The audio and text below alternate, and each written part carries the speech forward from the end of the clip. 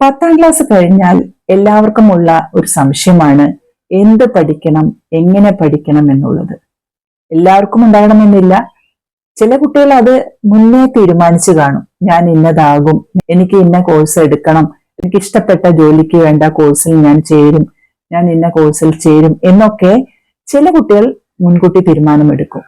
മറ്റു ചിലരാകട്ടെ ഒരു സംശയത്തിലായിരിക്കും എന്ത് പഠിക്കണം, എങ്ങനെ പഠിക്കണം എന്നൊക്കെ. എന്ത് പഠിക്കാം, എങ്ങനെ പഠിക്കാം എന്നതിനെ കുറിച്ച് കുറച്ച് കാര്യങ്ങൾ നമുക്കിന്നിവിടെ കേൾക്കാം. നമ്മൾ ആദ്യമായി ഒരു കോഴ്സ് തിരഞ്ഞെടുക്കുമ്പോൾ നമുക്ക് ഇഷ്ടമുള്ള വിഷയങ്ങൾ തിരഞ്ഞെടുക്കുക. നമുക്ക് താല്പര്യവും അഭിരുചിയുമുള്ള വിഷയങ്ങൾ തിരഞ്ഞെടുക്കുക. അതിനോടൊപ്പം ജോലി സാധ്യതയുള്ള വിഷയങ്ങൾ. നമ്മളിപ്പോ കണ്ടുവരുന്നത്, എല്ലാവരും ഇല്ല, ചില മാതാപിതാക്കൾ കുട്ടികളെ അവർക്ക് ഇഷ്ടമുള്ള വിഷയങ്ങൾ എടുക്കാനായി, കോഴ്സുകൾ എടുക്കാനായി നിർബന്ധിക്കാറുണ്ട്.